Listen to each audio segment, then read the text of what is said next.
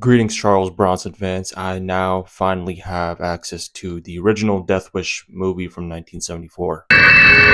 Now, Death Wish is based off of a novel of the same title written by Brian Garfield, an American writer who also wrote a sequel to this novel titled Death Sentence, which Death Wish 2 is based off of. So, in the Death Wish novel that was published in 1972, the name of the protagonist is actually Paul Benjamin, not Paul Kersey, and his occupation is actually a New York City accountant.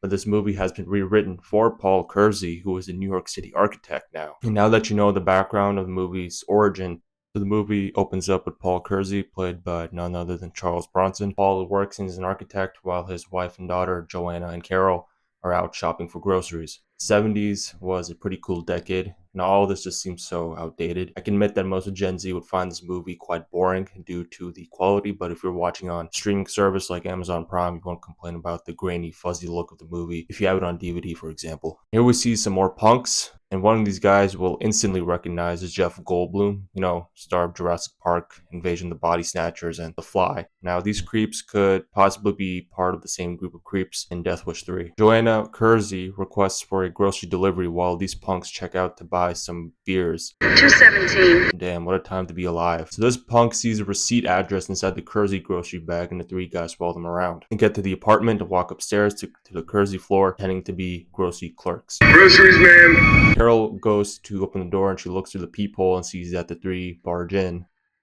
All the creeps want is money, so this bald punk rapes Carol while Jeff Goldblum slaps around Joanna and eventually gets the money, which I can't show on YouTube. Punk with the bandana, who looks like he is associated with Fraker's group in Death Wish 3, just spray paints the entire house, and they leave. Tell me where you get my way. Paul summons the secretary to call up his wife. Instead, it's Paul's son-in-law, Jack Toby, explained that both Carol and Joanna are at the hospital. It's also weird to hear that Carol was once married in the first movie, which I can't believe I forgot about that, but he never comes back in the other movies. So Paul is at the hospital, meets up with an officer, Joe Charles, and knowing that Carol has survived while Joanna is now dead. Died a few minutes ago, Mr. Kurt. Now all three are at the funeral for Joanna. My dog, he's vital to my income. He paints such marvelous pictures with his paws. Now, the next morning, Paul goes to the police station and asks for Officer Joe Charles once again, and takes him to a detective who was handling the crime that occurred at Paul's house. You drive a description. Yes. The man was dead. And the amount of times they say Kersey here alone is funny. I know you, Mr. Kersey. Mr. Kersey's all right this way, Mr. Kersey. You have a seat, Mr. Kersey? So the detective and Paul discuss and find out that there is. Just a chance. So Jack is now horny and wants to have sex with Carol, but after the rape, she is beyond scared straight from ever having it again. Paul now goes to the bank and gets 2 rolls of quarters, puts it inside the sock to use as a protective weapon. So now he's with his boss as he's assigned to head out to Tucson, Arizona for a building project. Please, Tucson. They can breathe out there. I mean, I gotta say, Bronson was indeed in his prime during the 1970s. I mean, the guy just looks so cool here and has that classy look that a lot of the other overrated action guys don't have. I feel like Bronson is always overlooked by the overrated guys all the time, like Clint Eastwood or Steve McQueen or Paul Newman. Bronson just has those distinctive features that make him a popular action hero. Now imagine if he did Dirty Harry or The Getaway. That would be cool, right? Paul is back to check on Carol, and now Jack wants to send her to some professional doctor for treatment of her inability to ever seek intimacy ever again. And I always like Paul's reaction here. How the hell do I remind her of that day? Oh, Jack, what a terrible son-in-law you are. The next night, Paul is coming back from work and walks around and spots a guy lighting a cigarette and some weirdo trying to rob him, but it doesn't work out. Turn around, son of a bitch. I said turn around. Give me the money. Paul is now at home having a huge drink and now waves his heavily coined sock around his apartment as a congratulations, Dad, it worked. So now we are in Tucson, Arizona for the building project and meet up with Ames Janchel, the customer who wants the project built. So now the two go out and look at the site, watch a live rodeo show, then discuss some more plans, while Ames over here invites Paul to a gun range shooting practice. I asked you to have dinner with me at the club, but I don't think you'd be very good company. And Ames is quite impressed by Paul's shooting skills. Shoot our guns because it's an extension of our penis. Thought about it that way. God damn!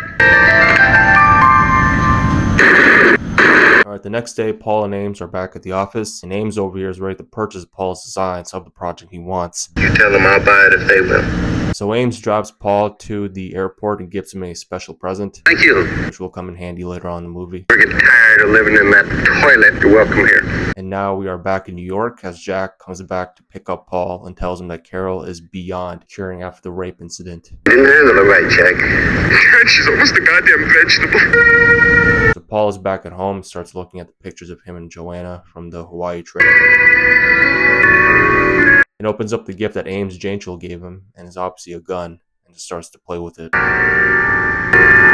now that Paul likes his new present, he goes out for a walk and sees that this creepy guy is following him around and wants to rob him. But Paul gives him a response he will never forget. You got money, man? Give me your money, I'll bust you up. So the creep is just squirming there, and Paul runs away back to his apartment and throws up. The next morning, we are back at the same place where Paul went for a walk. And here we meet Detective Frank Ochoa to investigate the death of the creep, and he has a pretty lengthy description about the creep. The guy's name is Thomas Leroy Marston. He had a parole card. So Paul is back at the office, putting his present inside his safe, and discusses that the deal with Ames is negotiated. The same night, Paul sees 3 muggers attacking an older gentleman with 3 guys trying to intimidate him.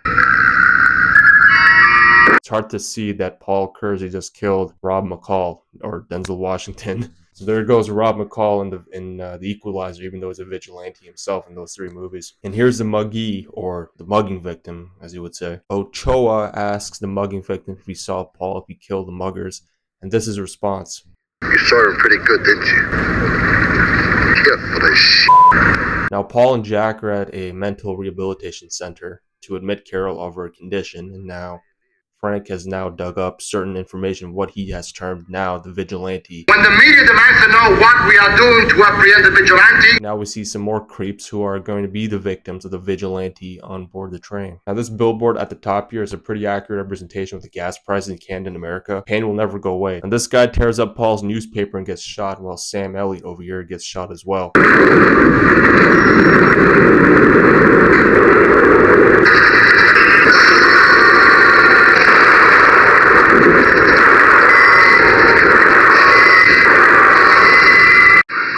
Paul just runs away. And now we're back at the police station where Ochoa and the police commissioner are broadcasting the news about the vigilante, the new trend on the rise, while Paul and his work colleagues are having dinner at the same time. Muggings has dropped since the vigilante became headline news. Is that true? Not true. Yep, that commissioner has such a huge ego that he thinks his police force is doing the best job of keeping the streets of New York clean. So Ochoa and his cop colleague research the mugging attacks that have occurred and find a pattern with the D'Agostino's, a grocery store where the Kersey family usually get their groceries from. Paul has now painted the walls of his apartment. Jack looks so unsure of himself that he messed up his marriage with Carol. What the hell you want me to do? Mowing the road for the rest of my life? Do you want you to live with me? And the next day we see some prostitutes. There goes the pussy posse. Well, that's disgusting. Well, at least Paul knows where to spend his money. Paul's money seems to have attracted these 2 creeps as he gets stabbed on the shoulder and shoots the hell out of these 2 punks. Yeah, you got it. Let's see the money, man. You'll have to take it. While this NPC over here gives a goofy cop some directions. And Paul once again escapes perfectly. Meanwhile, Ochoa and this cop notice that the 2 black guys that were killed was by a .32 gun. The same caliber of gun where the white guy from earlier was also killed by. 32. So now Paul's enjoying some reading and reads some more on the topic of vigilantism and some newspaper and sees that there's now a program on TV about ways of fighting back just like the vigilante against the street punks. Families living within this area comes to 14. So more information about the vigilante is being discussed at the headquarters over here while Ochoa is listening to the female police officer about it, and Paul attends a party. So Officer Joe Charles is now back checking up on Paul, probably assigned by Ochoa because, you know, female officer from earlier was speaking about certain people that were affected by muggings and break-ins. So Frank breaks into Paul's apartment while this cop follows Paul around. Who would have known Frank Ochoa would have been that famous to be on People's Magazine? Wow. Ochoa is back at the police station and speaks with the police commissioner, and the 2 have a discussion about the idea to leave Paul Kersey as it is, because the crime rates are now dropping quicker, muggings are dropping quicker, and pretty much all crime is pretty much going down because of the vigilante, and they seem to have lost all trust in their police squad. Now Paul receives a call to work from a quote-unquote old friend, but it's actually Ochoa trying to scare off Paul. Mr. Kersey, you're under police surveillance. You're being watched. Make my day.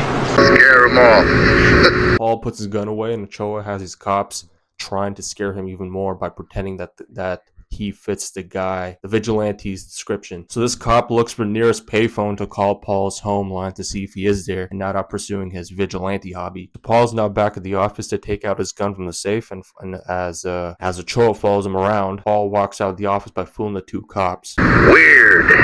More creeps show up. Come on down and bring us the money, honey. And Paul does the usual and gets shot in the leg, while Ochoa gets an update that there has been a shooting. Paul follows the punk that lived with the gun to this oil plant and thinks he's back in one of his Western movies from the 1960s. Fill your hand. Fill your hand, you son of a bitch. Huh? So Paul passed out and the creep runs away. Well, this cop has the gun that belongs to Paul Kersey, and Ochoa is impressed that he did not report this to headquarters about the vigilante on the rise. Not yet, sir. Why not? You never saw it. Now we're at the hospital where Paul is taken to, and Ochoa strictly tells Paul to transfer his job to another office somewhere else because they have a broad range of offices everywhere. You work for a company with lots of offices. Get a transfer to another city. By sundown? So he chooses Chicago, and here he meets with a real estate agent and limps over to help a woman.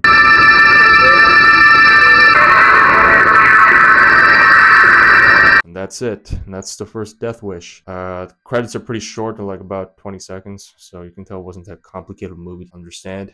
Now, Death Wish is a very simple movie to understand. Now, obviously, it looks so outdated, and I'm sure a lot of young audiences will find this movie hard to watch. Bronson is at his best here and is actually 51 years old here, so not a single wrinkle or gray hair in sight yet. Well, I like to do some research here and there about movies that I enjoy watching, and I don't know if this is true or not, but apparently Steve McQueen was offered the role of Paul Kersey. But I'm glad he turned it down, so the role was given to Bronson instead. Listen, Steve McQueen has had many blockbusters in the 1960s, but it's good that the role went to Bronson because so obvious he's always overlooked, like I mentioned earlier. Now, there is a Death Wish remake that was released in 2018 starring Bruce Willis, Elizabeth Shue, the actress from Cobra Kai and the Karate Kid movies from the 1980s, and Leonardo DiCaprio's ex Camilla Morone. And this movie does not look that appealing, and the two things I did know is that Paul Kersey is now a surgeon in this remake, and the Death Wish novel author Brian Garfield also died at the end of 2018. He probably saw the movie and noticed that it wasn't Charles Bronson. Then again, some movies are not worth the remake, believe me. Now, I might remake the Death Wish 2 video game, but for now, I'll see you soon in